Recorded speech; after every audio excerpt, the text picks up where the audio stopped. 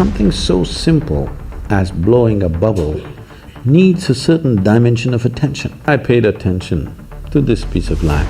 Consciousness is a highly corrupted word, particularly in California. Over 82 to 85% of the people came because of physical ailments. Life chooses to leave for whatever reason. Only one.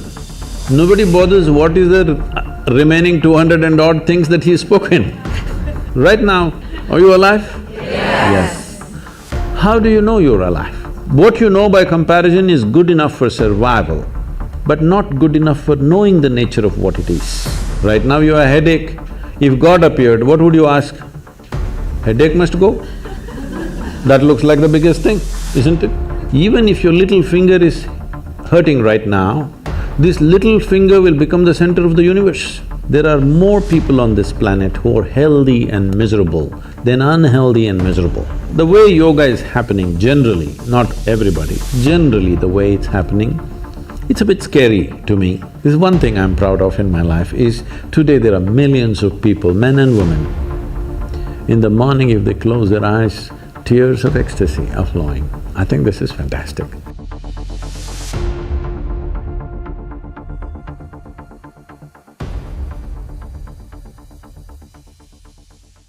I'm sure at least when you were in school, you blew some soap bubbles, did you? Somebody got this big bubble, somebody got that big bubble, somebody got this big bubble. Same soap, if you give it to two people, one person blows that big bubble, another person gets only this big bubble. Hasn't it happened? Yes. Because something so simple as blowing a bubble needs a certain dimension of attention. Those who have the necessary attention can blow that big bubble. Those who don't have, they get these tiny bubbles going.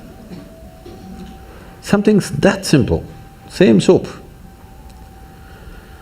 So, when my bubble is floating and your bubble is floating, that's my bubble, this is your bubble, clearly there. Then of course after some time it goes poop. When it goes poop,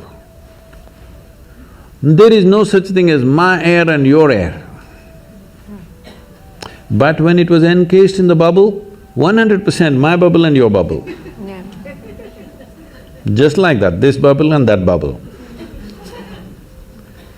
Now, whether you got to blow a big bubble or a small bubble determines many things. The scale, scope and profoundness of your life simply depends on how much life you captured. You can call it life or you can call it consciousness. Consciousness is a highly corrupted word, particularly in California,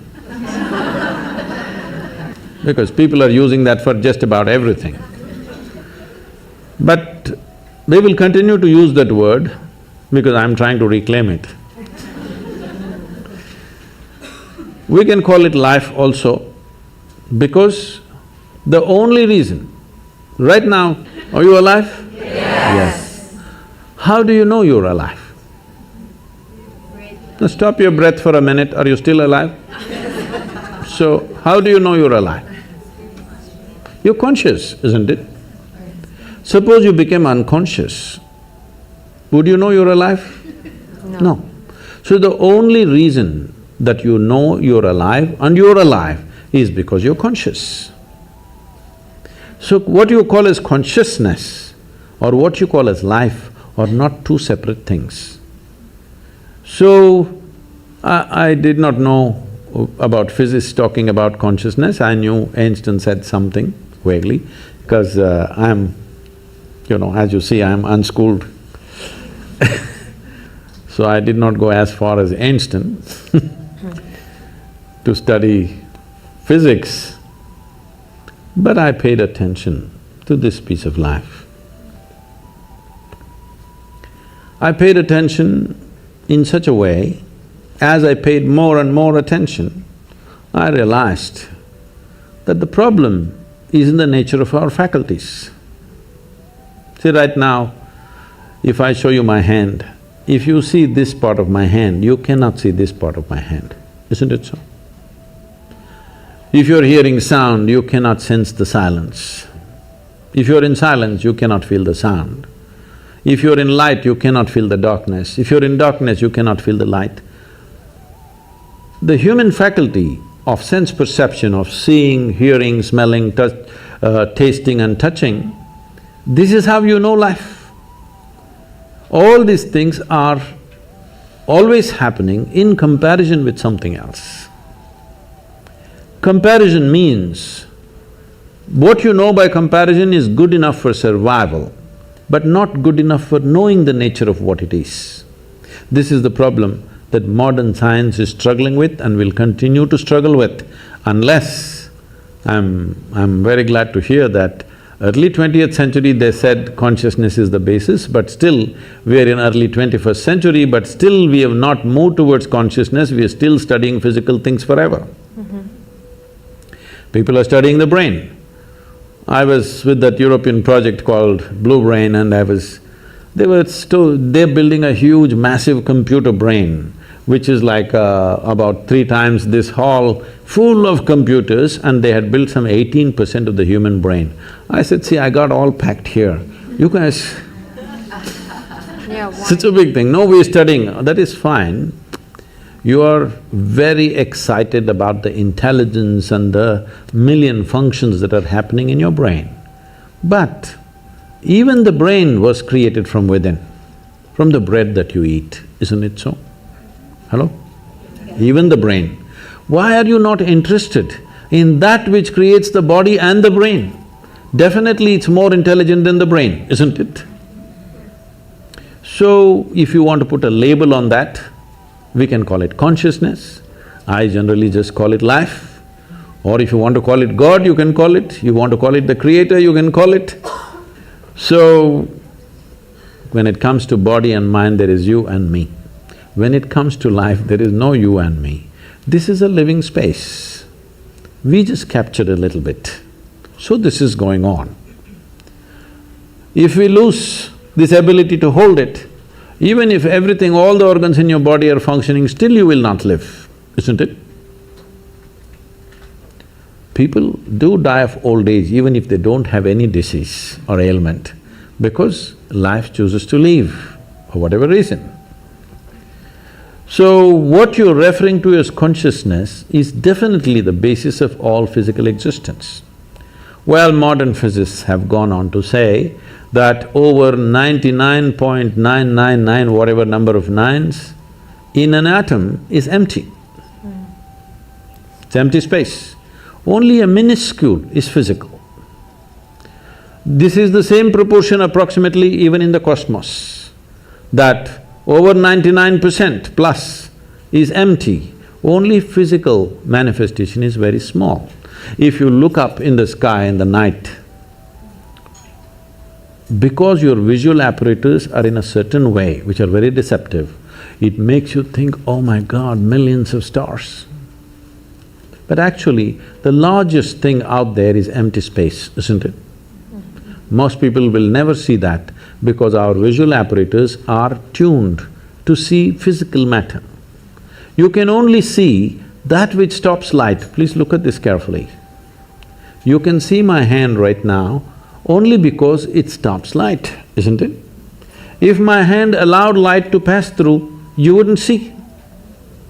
Right now there is something here very vital for your life that you're not seeing, which is the air that you breathe. You cannot see, but isn't that more important than my hand? Hello? Yes. So there is a living cosmos which is the basis of everything. It's just thrown out a little bit of physical matter, including your little body. But we have gotten so identified with this physicality, its form and its shape, and now the gender of it has become a big deal. Because of that, we are seeing life in a very small way. The 99.9%, is that life or the 0.1% is life? Please tell me. The bigger thing, isn't it? This is just a small manifestation, but we are still very juvenile as a species. In the sense, we are still… when I say juvenile, when we are adolescent, body parts are important. Yes or no? We are still, as a humanity, we are still in that condition. Body parts are super important.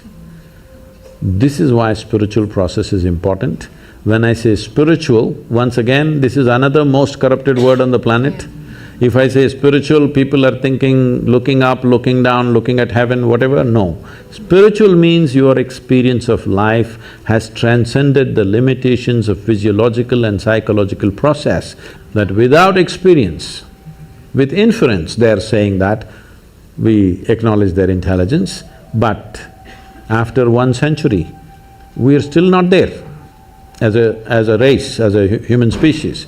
But one thing I must share with you here is, see, when I started doing this work 36, 37 years ago, what I found was when I conducted events and programs, over 82 to 85% of the people came because of physical ailments, because they knew this will give relief. Only 12 to 15% of the people came there, want to know something, experience something.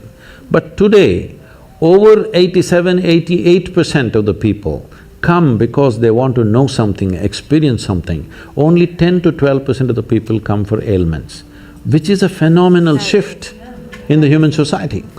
We must understand this because with all due respect, they've done what they have done.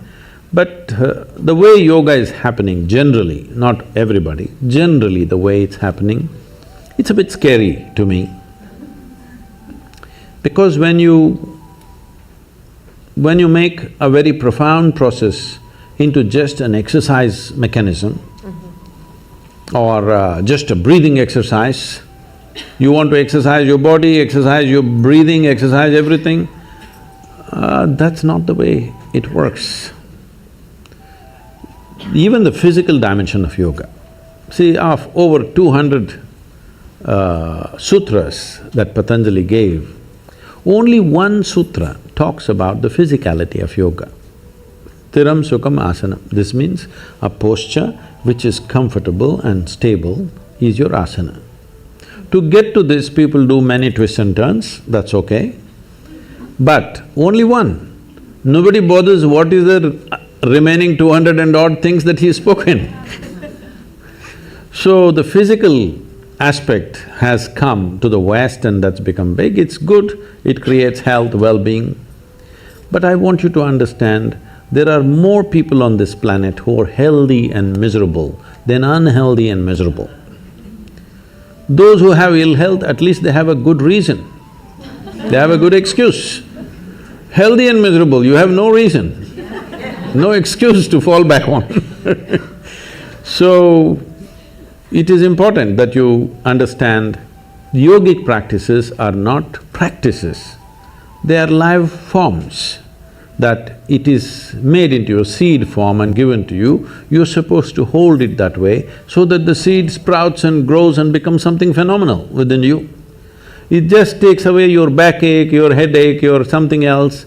This is not of great significance, but I understand if your backache is aching right now, that is the biggest thing in the universe. Yes or no? Right now you have a headache, if God appeared, what would you ask?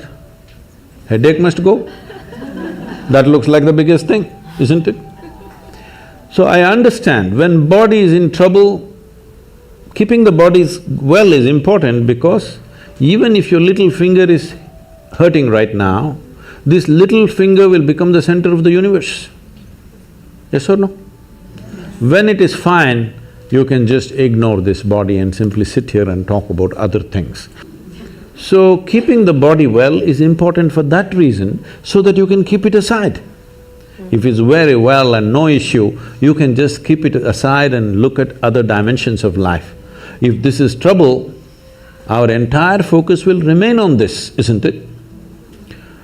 So, inner engineering is that kind of a process. There is a powerful system called Shambhavi, where it is given in a seed form. It is a planting that you do and slowly evolves within you. Millions of people, this is one thing I'm proud of in my life is, today there are millions of people, men and women. In the morning if they close their eyes, tears of ecstasy are flowing. I think this is fantastic. People ask me, Sadhguru, what's the greatest thing you have done? I said, tears. Tears of love and ecstasy are flowing, that's a great work.